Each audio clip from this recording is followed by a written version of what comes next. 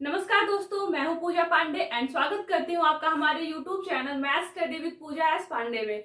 जैसा कि हमने लास्ट टॉपिक किया हुआ था जियोमेट्री यानी कि ज्यामिति, तो ज्यामिति के आज हम क्वेश्चंस को डिस्कस करेंगे। इसके पहले मैंने सारे कॉन्सेप्ट कराए थे, अब हम आज क्वेश्चंस को डिस्कस करेंगे। उसके पहले हमें एक कॉन्सेप्ट रह गया था, प्रॉपर्टीज ऑफ सर्कल यानी कि वृत्त के गुण। तो पहले हम वृत्त के गुण को देख लेते हैं, उसके बाद हम एग्जाम्पल्स करेंगे। तो देखते हैं वृत्त के गुण में क्या है। पहला देखना, वृत्त की सबसे बड़ी जीवा व्यास होती है।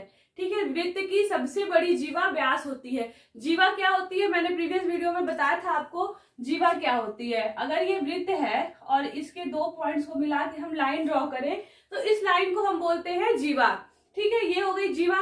व्यास क्या होता है, अगर ये वृत्त है तो इसका एक केंद्र होता है जिससे कि ये इसकी परिधि समान दूरी पे होती है। तो केंद्र से होते हुए जो लाइन जाती है इसको हम बोलते हैं व्यास।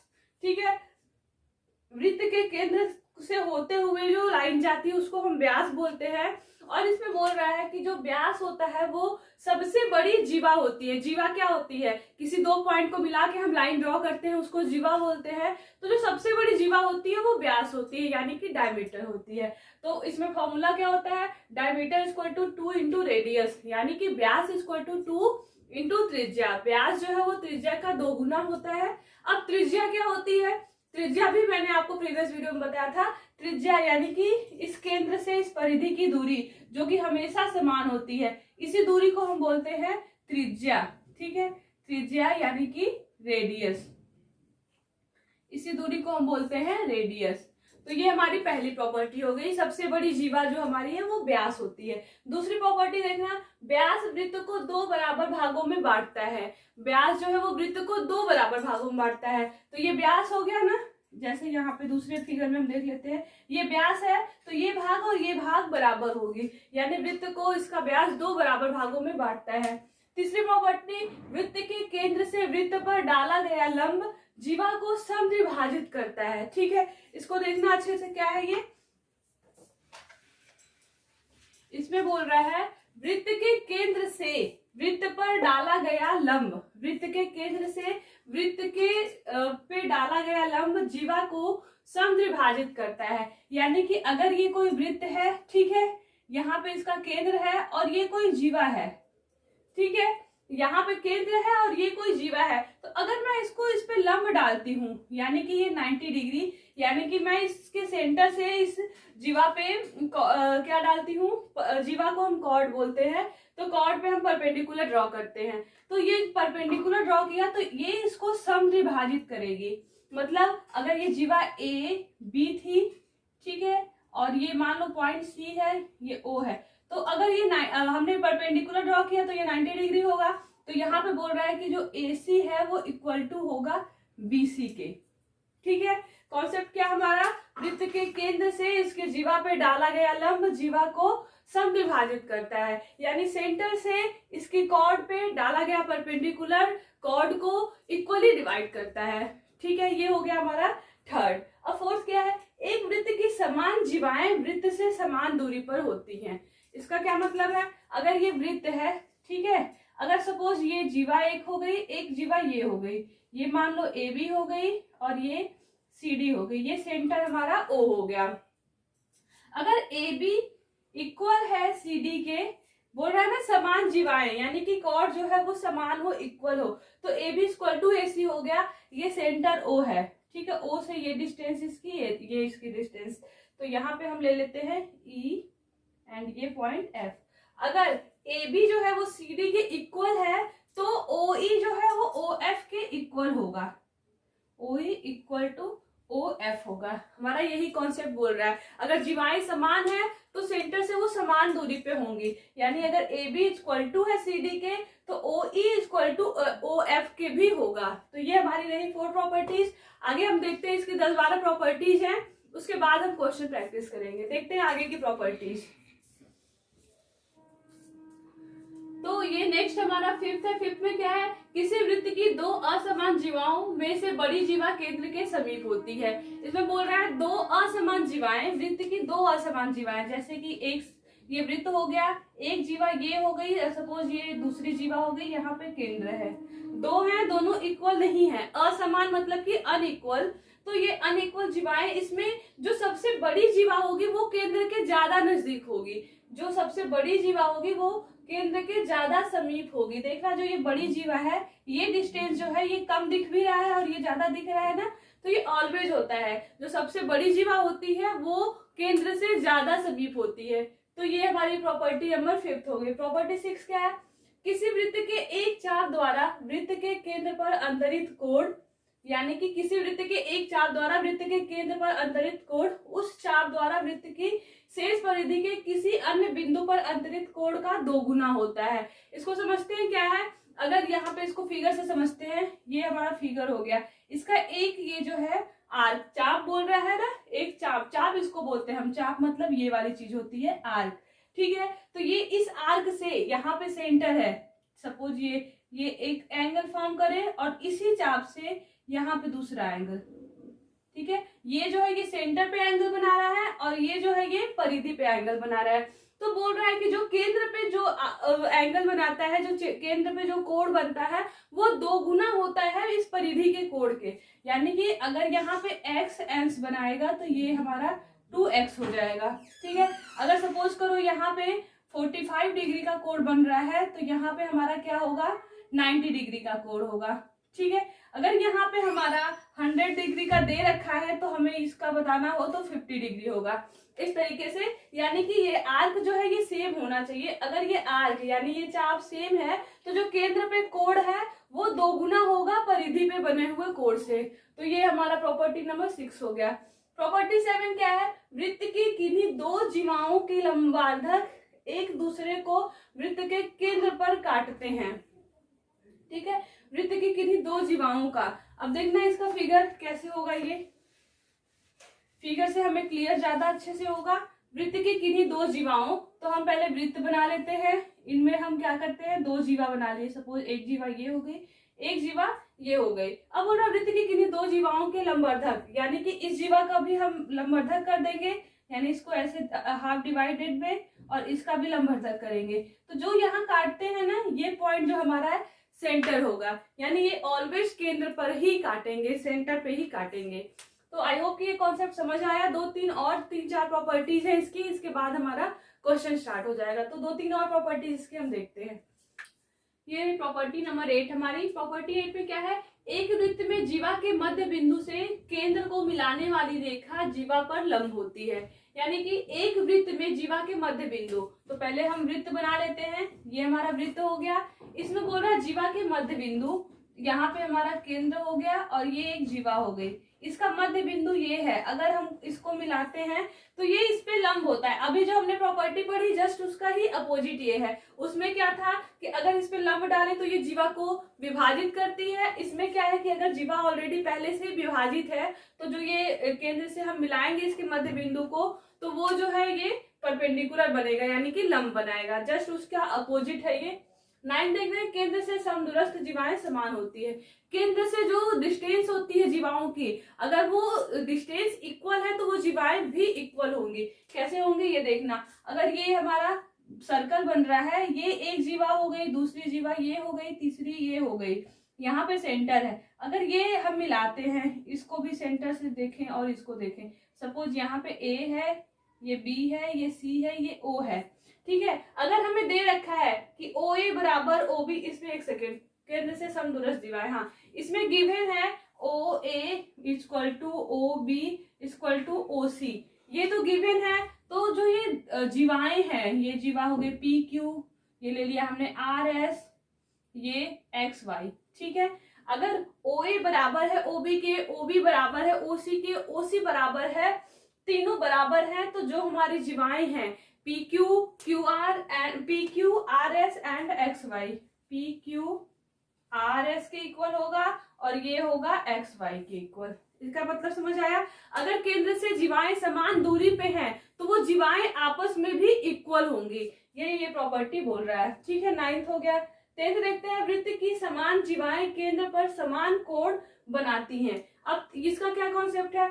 जैसे ये जीवा है, ये यहाँ पे देखना, एक जीवा ये है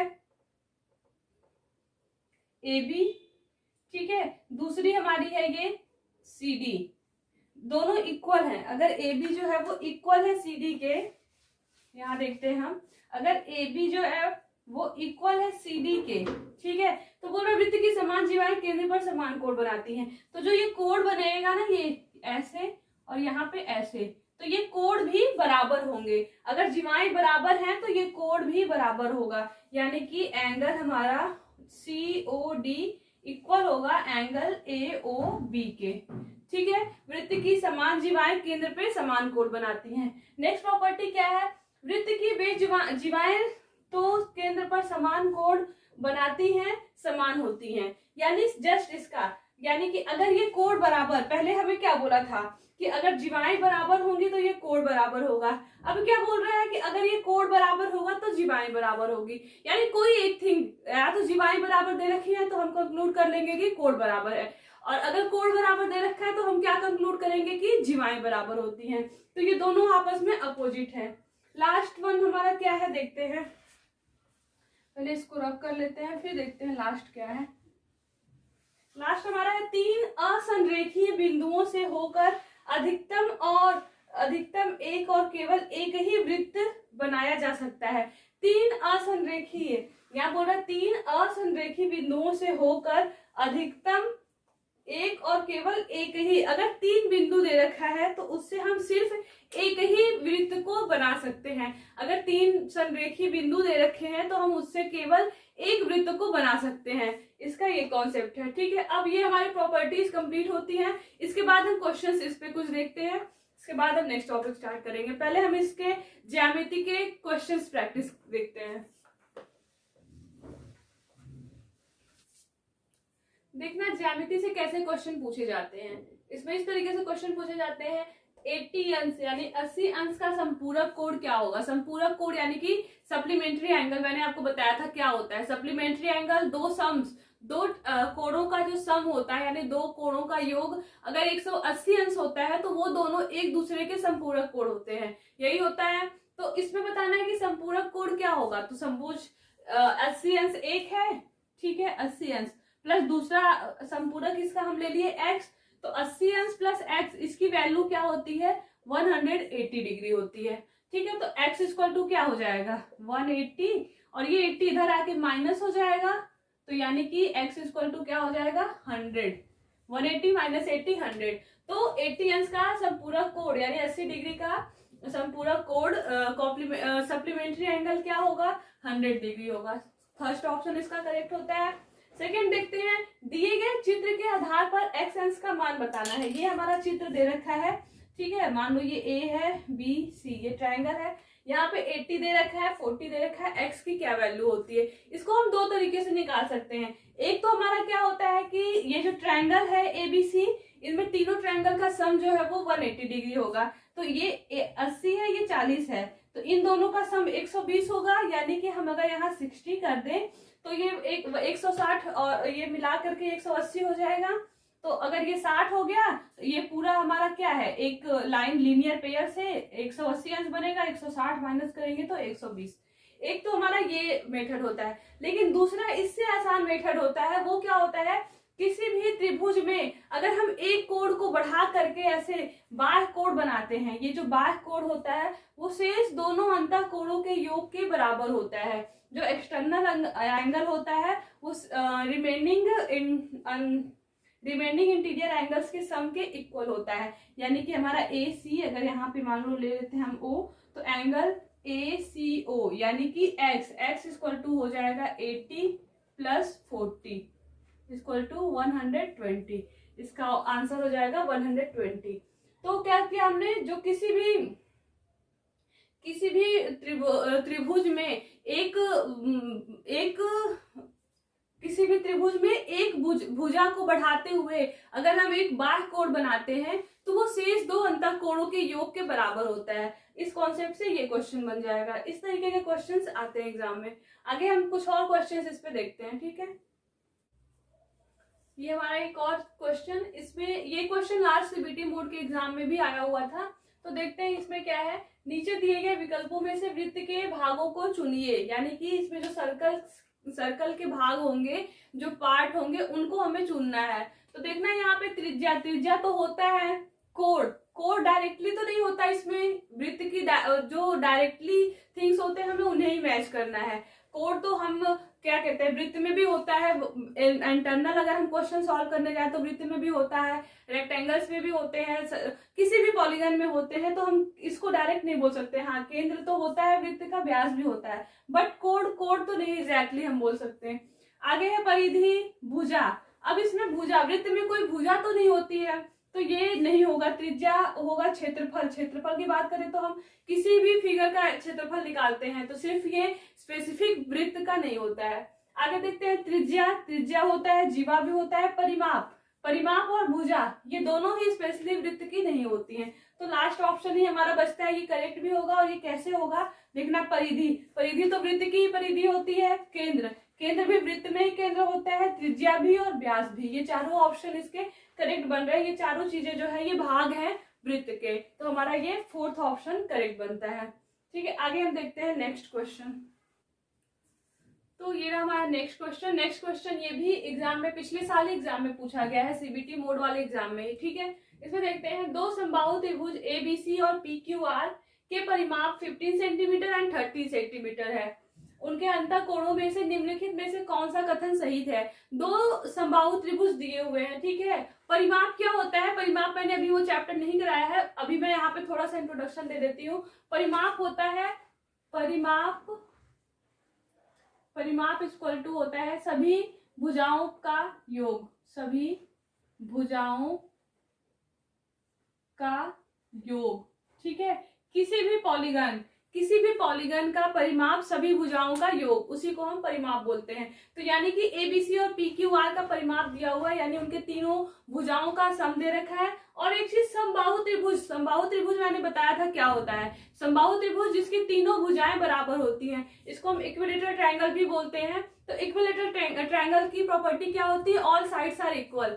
ठीक है, तो अगर हम देखें इसकी ऑल साइड्स इक्वल, तो यहाँ पे ए बी सी हमने बना लिया, ए बी सी, और ये हो गया पी क्यू आर, ये इसके तीनों इक्वल होते हैं, यहाँ पे भी तीनों इक्वल है। तो तीनों का सम दे रखा है 15 सेंटीमीटर, ठीक है, और तीनों इक्वल है तो हो जाएंगे ये 5 5 5, और यहाँ पे 30, तो ये हो जाएगा 10 10, और ये भी 10। ठीक है, इस तरीके से यही दे रखा है, हमें गिवन है। अब इसमें रिलेशन क्या बोल रहा है, एबीसी के प्रत्येक अंतःकोण पीक्यूआर के अंतःकोणों से कम होगा।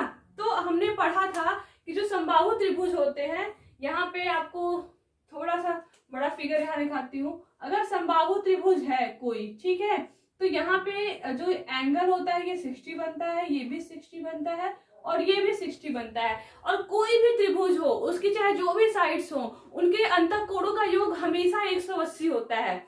किसी भी त्रिभुज के तीनों कोणों का योग हमेशा 180 अंश होगा, चाहे वो किसी भी प्रकार का त्रिभुज हो। और अगर हम बात करें समबाहु त्रिभुज की, तो इसके भी प्रत्येक कोणों का योग 180 अंश होगा। क्योंकि इसके प्रत्येक कोण बराबर होते हैं, इसलिए प्रत्येक कोण की वैल्यू भी फिक्स होती है, 60 अंश 60 अंश और 60 अंश। तो चाहे इसकी परिमाप चाहे जो भी दिया हो, ठीक है, इसकी परिमाप चाहे 15, यहाँ पे 1000 10,000 चाहे 12,000 एनीथिंग्स, कोई भी परिमाप दिया हो, अगर वो इक्विलेटरल ट्रायंगल है तो उसके जो कोण है वो 60 अंश के ही होंगे। यानी अगर समबाहु त्रिभुज है तो उसके कोण 60 अंश के ही होंगे। तो ये कथन तो हमारा गलत हो जाएगा कि एबीसी के प्रत्येक अंतःकोण पीक्यूआर अंतःकोणों से कम होगा। ये स्टेटमेंट गलत है, क्योंकि इसमें हम देख पा रहे हैं कि दोनों के अंतःकोण बराबर हैं। ठीक है, 60 अंश 60 अंश और 60 अंश। पीक्यूआर के प्रत्येक अंतःकोण एबीसी के प्रत्येक अंतःकोण का आधा होगा, तो ये भी गलत होगा। तीसरा है एबीसी और पीक्यूआर के प्रत्येक अंतःकोण बराबर होंगे। ठीक है, तो हमने देखा कि इक्विलेटरल ट्रायंगल है, समबाहु त्रिभुज है, तो इनके एंगल्स जो है वो इक्वल होते हैं। किसी भी दो समबाहु त्रिभुज, चाहे वो त्रिभुज छोटा सा हो चाहे बड़ा हो, जो कोई भी त्रिभुज हो, अगर समबाहु है तो उसके जो अंतःकोण है वो 60 अंश होते हैं, और वो हमेशा 60 अंश ही होते हैं। तो हमारा थर्ड ऑप्शन करेक्ट हो गया। ये लास्ट ऑप्शन दिया है पीक्यूआर के अंतःकोण एबीसी के अंतःकोण का 2 गुना है, तो ये भी हमारा गलत है। ऑप्शन 3 करेक्ट होगा। ये क्वेश्चन लास्ट एग्जाम में ही, जो सीबीटी बोर्ड में एग्जाम्स हुए हैं उनमें ही डायरेक्ट ऐसे ही क्वेश्चंस पूछे गए हैं। तो आप इनका स्क्रीनशॉट जरूर लेना और कॉन्सेप्ट को समझना। अगर आपने इसके पहले वाली वीडियो नहीं देखी है तो वो वीडियो भी जरूर देखना, तभी ये आप कर पाओगे, अदरवाइज आपको प्रॉब्लम होगी। ठीक है, तो आगे हम इसके बाद नेक्स्ट क्वेश्चन देखते हैं, वो भी एग्जाम से रिलेटेड जो आए हुए सम से मैं वही अब डिस्कस करूंगी। ठीक है, आगे नेक्स्ट क्वेश्चन देखते हैं। ये नेक्स्ट क्वेश्चन हमारा क्वेश्चन नंबर 5। इसमें क्या है, त्रिभुज के कोणों का अनुपात 4:5:6 दे रखा है और उसके कोणों का मान बताना है। किसी भी त्रिभुज के तीनों कोणों का योग 180 अंश होता है, ये मैंने आपको बताया था। अगर इस तरीके से रेशियो दे रखा हो तो हम सीधे सीधे क्या करते हैं, पहला जो कोण होगा उसको ले लेंगे 4x, दूसरा कोण इसको 5x और तीसरा कोण इसको हम लेते हैं 6x।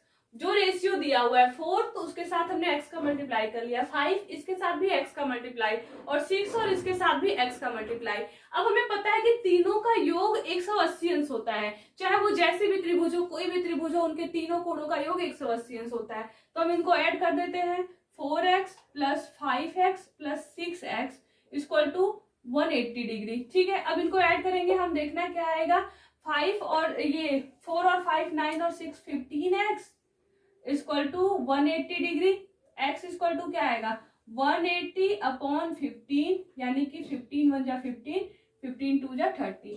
x की वैल्यू आ गई हमारी 12। ठीक है, x की वैल्यू आ गई 12। तो हमने पहला क्या लिया था, 4x लिया था, पहला हमारा क्या था 4x, तो यहाँ पे हमारा 4 × 12 होगा, यानी कि 4 और 12 क्या हो जाएगा 48 हो जाएगा, ये हमारा हो गया 48। दूसरा हमने किया है 5x, 5x की वैल्यू हमारी होती है क्या 5 × 12, 5 × 12 यानी कि 60 अंश, और तीसरा हमारा क्या है 6x, 6 × 12 यानी कि 72। एक आ गया हमारा 48, दूसरा 60 और तीसरा 72। इसमें देख लेते हैं 48, 60 एंड 72, थर्ड ऑप्शन करेक्ट होगा। इसको करना कैसे था, जो रेशियो दिया हुआ था उसको हम डायरेक्ट एक वेरिएबल्स के साथ ले लेते हैं। अगर रेशियो हम देखें तो ये x कट जाएगा, तो इस तरीके से हम ले लेंगे। अब तीनों कोणों का योग 180 अंश होता है, ये हमें पता है। तो 180 अंश हमने यहाँ से x की वैल्यू निकाल ली, x की वैल्यू आते ही हम इसमें मल्टीप्लाई कर लेंगे, तो ये हमारा हो जाएगा। इस तरीके से इस क्वेश्चन को सॉल्व करेंगे। आगे हम देखते हैं इसके बाद, ये भी पिछले एग्जाम में आया हुआ है, ऐसे ही क्वेश्चंस एग्जाम में आपके पूछे जाएंगे। अभी ये लेटेस्ट क्वेश्चन है जो कि प्रीवियस एग्जाम में पूछे गए हैं। आगे हम 2-4 क्वेश्चंस और देखते हैं। ठीक है, सो ये रहे हमारे नेक्स्ट क्वेश्चन। इसमें देखते हैं, यदि आयत PQRS में PQ = PS हो तो कौन सी ज्यामितीय आकृति हो जाएगी। अगर दे रहा है PQRS में PQ = PS हो, अगर एक आयत है, आयत इस तरीके से होगा, ठीक है, और आयत की प्रॉपर्टी क्या होती है ये मैंने प्रीवियस वीडियो में बताया है। आयत की प्रॉपर्टी होती है कि जो अपोजिट साइड्स होते हैं वो इक्वल होते हैं, अपोजिट साइड्स इक्वल होते हैं, ये होता है आयत, और इसकी जो प्रत्येक कोण है वो 90 अंश का होता है। ठीक है, प्रत्येक every angle are in 90 degree. ठीक है, यानी कि सारे एंगल्स इसके 90 डिग्री होते हैं और अपोजिट साइड्स आमने सामने की भुजाएं बराबर होती हैं। अब इसमें दिया है PQRS, तो लिख लेते हैं यहाँ पे PQRS, और दिया है PQ = PS। PQ जो है यानी ये साइड इसके इक्वल है, तो ये कौन सी आकृति बन जाएगी, वर्ग हो जाएगी, समलंब चतुर्भुज हो जाएगी, आयत होगी, इनमें से कोई नहीं होगी। ठीक है, आयत तो ये थी ही पहले से, लेकिन आयत की प्रॉपर्टी होती है कि अपोजिट साइड्स इक्वल हो, और क्या, चूंकि ये और ये जो इसको आसन भुजाएं बोलते हैं या संगत भुजाएं, तो संगत भुजाएं भी बराबर हो गई। ये प्रॉपर्टी किसकी होती है, एक वर्ग की होती है। अब देखना, इसमें ये इसके इक्वल था और ये इसके इक्वल हो गया, तो चारों भुजाएं बराबर हो गई, और कोण तो 90 अंश का है ही। और वर्ग की प्रॉपर्टी हमने क्या बताई थी कि चारों भुजाएं बराबर होती है, चारों कोण बराबर होते हैं और प्रत्येक कोण 90 अंश का होता है, तो ये प्रॉपर्टी वर्ग की है। समलंब चतुर्भुज की नहीं है, क्योंकि समलंब चतुर्भुज में क्या है, सारे साइड्स इक्वल नहीं होते हैं, तो ये हमारा जो ऑप्शन बनेगा इसका डी ऑप्शन बनेगा कि वर्ग बनेगा ये। ठीक है, इसमें नेक्स्ट क्वेश्चन है, चित्र में दिए गए समचतुर्भुज में एंगल A = 80 डिग्री, तो डी का मान क्या होगा। समचतुर्भुज क्या होता है, समचतुर्भुज ये होता है कि उसकी जो अपोजिट साइड्स है, यानी जो आमने सामने की साइड्स है, ये पैरेलल भी होती हैं और समांतर भी होती, मतलब समांतर भी होती हैं और इक्वल भी होती हैं, समान भी होती हैं, और अपोजिट एंगल्स इसके इक्वल होते हैं, यानी कि ये एंगल जो है वो इसके इक्वल होगा और ये एंगल इसके इक्वल होगा। ठीक है, और इन दोनों किसी भी दो संगत कोणों का योग 180 अंश होता है, यानी अगर ये 80 है तो ये 100 हो जाएगा, तभी दोनों कोणों का योग 180 अंश होगा। तो एंगल डी का मान पूछ रहा है, डी का मान क्या होगा, सी ऑप्शन बनेगा इसका करेक्ट। इस तरीके से वर्ग के ऐसे ही यानी कि ज्योमेट्री से ऐसे ही क्वेश्चंस पूछे जाते हैं। आई होप आप कर ले जाओगे। एक दो क्वेश्चन मैं और कराती हूँ, इसके बाद हम नेक्स्ट टॉपिक स्टार्ट करेंगे। तो ये रहा हमारा क्वेश्चन नंबर 9। इसमें देखना ये है, दिए गए वृत्त में BAC equal to 70 degree and BPC का मान क्या होगा। BAC यानी कि ये वाला कोण और BPC यानी कि ये वाला कोण। अभी मैंने बताया था कि जो ये आर्क होता है, इस आर्क से, सेम आर्क से जो वृत्त की परिधि पे कोण बनाते हैं वो हमेशा इक्वल होते हैं। जब मैंने प्रॉपर्टीज ऑफ सर्कल आपको बताया था तो ये कॉन्सेप्ट बताया था कि अगर आर्क ये सेम रहे तो यहाँ पे चाहे ये एंगल बनाए, ये एंगल बनाए, इवन ऐसे भी एंगल बने तो ये भी एंगल जो है वो इक्वल होता है। तो ये दे रखा है 70 डिग्री, तो ये भी हमारा क्या होगा 70 डिग्री, यानी कि सी ऑप्शन करेक्ट होगा। तो सिर्फ आप क्वेश्चन प्रॉपर्टीज अगर आपको याद रहेगी तो क्वेश्चन देख के ही इसको टिक कर लोगे, ठीक है। ये रहा हमारा। आगे देखते हैं, चित्र में O वृत्त का केंद्र है, वृत्त के अंदर एक त्रिभुज ABC बन रहा है। यदि ABC की वैल्यू 60 है तो BAC का मान बताओ, ठीक है। ये हमारा चित्र है। यहाँ पे देखना O जो है ये वृत्त का केंद्र है और AB क्या है, ये इसका डायमीटर है, व्यास है, ठीक है, दे रखा है ना। वृत्त के अंदर O वृत्त का केंद्र है और अगर ये केंद्र है तो केंद्र से होते हुए लाइन जा रही तो वैसे भी वो व्यास होती है, मैंने आपको बताया था व्यास के बारे में। अब एक और कॉन्सेप्ट होता है, जो व्यास होती है ना वो इसकी परिधि पे चाहे जहां भी एंगल बनाए वो हमेशा 90 डिग्री का होता है। अगर व्यास जो है वो इसकी परिधि पे चाहे यहाँ पे बना ले, चाहे ऐसे बना ले, ठीक है, चाहे ऐसे बना ले, चाहे ऐसे बना ले, चाहे जैसे भी बनाए, अगर व्यास से परिधि पे कोण बनता है तो वो हमेशा 90 अंश का होता है। तो ये जो है वो 90 अंश का हो जाएगा। अब क्वेश्चन में पूछा गया BAC की वैल्यू, इसकी वैल्यू पूछ रहा है, ठीक है। ये तो दिया हुआ है 60 और ये हमें पता है कि 90 होता है और ये ट्रायंगल बन रहा है तो ट्रायंगल में क्या होता है, तीनों कोणों का योग 180 अंश होता है। तो यानी कि 90 प्लस 60 प्लस कोण BA प्लस कोण BAC इक्वल टू 180 अंश हो जाएगा।